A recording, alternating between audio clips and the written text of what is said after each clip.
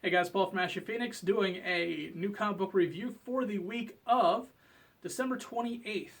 Hope you guys had an awesome Christmas. For our Jewish friends, hope you're having a great Hanukkah. For everybody else, if you have a holiday coming up, looking forward to that. If you don't, then have a great day. But definitely check out new comics because pretty much everything is still here. All our beautiful places at Marvel and DC, none of them took a day off. There's a ton of stuff to get to, and we're going to get started right now. Don't forget to stay until the end of this video to figure out what we're giving away this week. It's going to be some awesome stuff, and then figure out if you were the one who won last week. First up, finally, it's over. It's all over. It's Civil War issue number 8. It was okay. It wasn't the payoff I was expecting. It was still very well written. Everything was going on there. I feel that the ending was kind of rushed, though.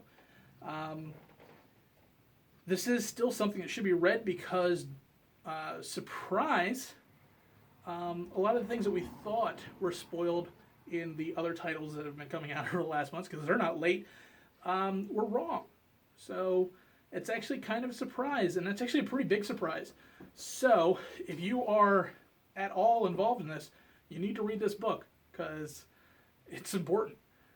As usual, the writing is great. I think Bendis might have bitten off a little bit more than he can chew here, but he still did a pretty good job, and it's still worth the read. Hey guys, it's Lexii Lux here doing another comic book review for you guys.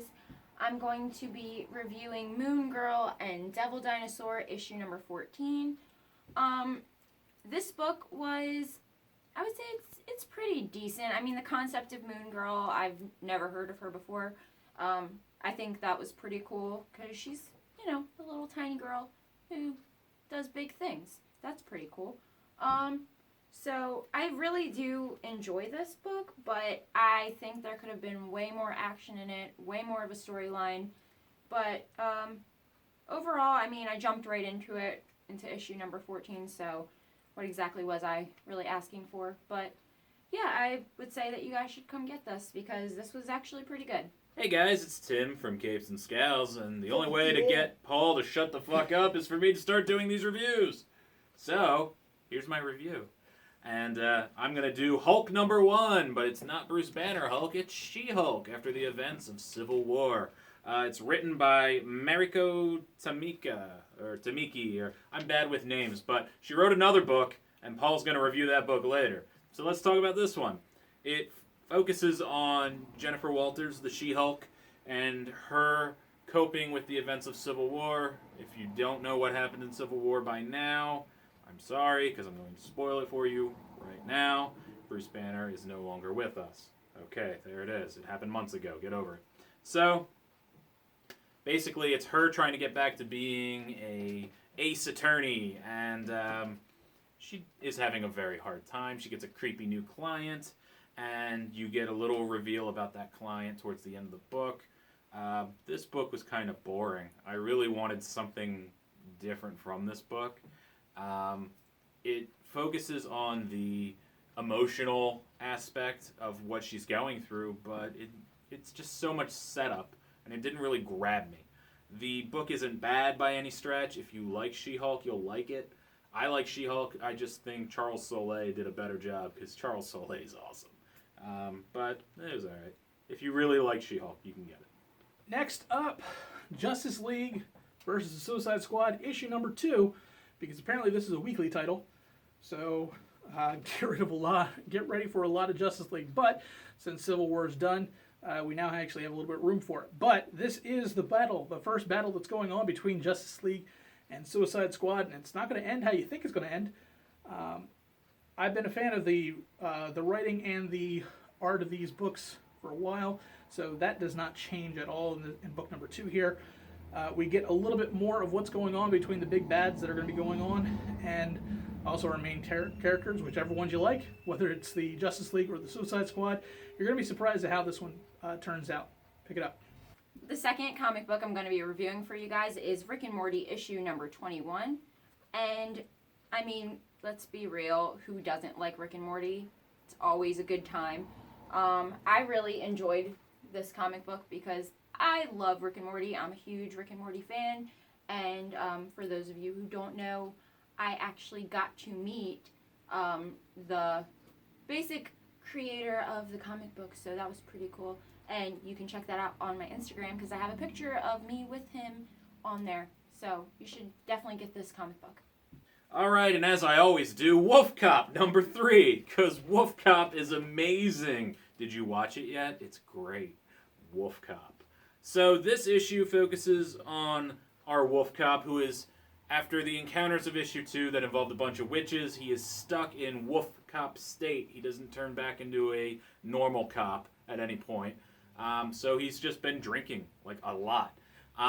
He comes in contact with a group of assassins that are trying to take him out, and the first one is this cyborg assassin, which was kind of cool. It was kind of stereotypical on purpose. And then another villain reveals themselves after that. Pretty good book if you like silly, zany Wolf Cop kind of action, which I clearly do. So, zany, Canadian, Wolf Cop, drunk action. Wolf Cop. It's great. How many times can I say Wolf Cop? Wolf Cop. And last but not least, Wayward, issue number 19. This is definitely one that's been ping-ponging back and forth between Ireland and Japan, dealing with the main characters and then dealing with all the friends that they left behind. This is one of those left behind issues. You're figuring out what's going on. There's a lot going on in Japan still.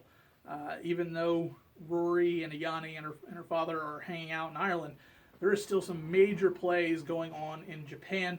The yokai are not done, and there are some definite plot points that you really need to pick up and figure out how this is going to go. The art has been great all the way through. It's always been there. Jim Zub also does a great job. Highly suggest picking this one up. And yeah. Alright, and the last comic book I'm going to be reviewing for you guys is Snotgirl issue number 5. I love this series. I already read issue number 1 and 2. Unfortunately, I didn't get a chance to read number 3. But I read number 4, so here's number 5. And I love it. If you guys are following along with this, you should definitely come get it because it has a great storyline. And this comic book in particular leaves you wanting more. So I think you guys should definitely come get it because it's awesome. Alright guys, and my final book is Divinity III. It's a one-shot for Commander Bloodshot. If you have been following the Valiant Universe, Divinity is a really cool book. If you come into the comic book store, 30 North Main Street, Glassboro, New Jersey, I will tell you to buy it. It has 2 previous trades that you can pick up, Divinity 1 and Divinity 2. Wolf Cop. Basic plot of Divinity of those books was cosmonaut goes out into space as far as he can go, and what do you discover when you're out there? And he comes back during our time. This is like 60s, 70s, that happens. He comes back during our time as almost a god, and it fills in the blanks of what happened. The second one does much of the same. This one, however, and I didn't read last week's Divinity 3 number 1 yet, so it seems like through some sort of events, Russia pretty much owns the world, and it has a really great thing at the beginning of this. I'm assuming all their books are going to have this. There's an actual timeline explaining an alternate history where Russia basically takes over the world. If you know the character Bloodshot, he cannot be killed. He just keeps getting up. He's very Jason Voorhees in that way. And this is alternate where he is a Russian super soldier, and he is coming to kill everybody. The last splinter cell, one of the last big splinter cells of rebels is in North America, in the United States, and he is sent to seek them out. It is a cool revisionist history, and it focuses on certain cooler characters in the Valiant universe that have, until this Valiant reboot, haven't really had a lot of light of day. So I really enjoyed it. I have a feeling this won't be permanent Valiant universe, but I do think we'll get a couple cool characters out of it. There's a backup story introducing a new character, which was pretty cool. So if you want something different that's actually really good, or if you love Russia, Divinity 3, Commander Bloodshot. Commander spelled with a K. There you go. Wolf Cop. All right. This week's trade recommendation. kind of a heartbreaker if you're a fan of Star Wars. Unfortunately, today, Carrie Fisher died, or as of this taping, Carrie Fisher died today. It's kind of tough. A lot of us are hanging in there. So it just kind of felt fitting to review Princess Leia, the 5-issue miniseries done by Mark Waid and Terry Dodson. It was a pretty good, interesting read. This deals with immediately following New Hope, and one of the missions that kind of turns Princess Leia into who she is, or gives us a little bit more of the backstory about who she is and why she is the badass that Carrie Fisher portrayed on screen. I highly suggest picking this one up. The art was okay. The writing was very good, although it was very Star Wars-esque. So you're going to be looking up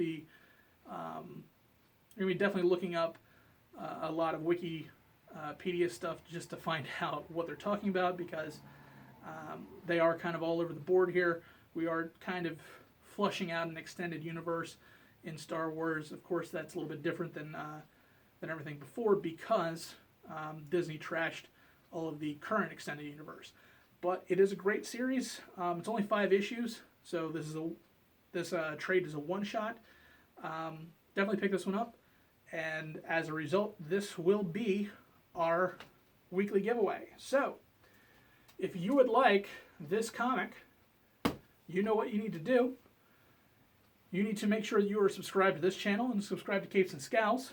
Like this video and then comment with a recommendation that you might have followed through, or just comment. We like comments. That's pretty much it, guys. Again, thank you. This is our last recording for the year. We will see everybody in 2017. Hopefully it's a less deathy 2017, because seriously, who's left from 2016? It's been a hell of a year. It's been not fun, but I really appreciate the guys who have been here from the beginning, and those who have popped in recently. We have had an 8,000% increase in our subscriptions, so it's been a fun time. So we'll see you guys next week, and Happy New Year. Wolf Cop.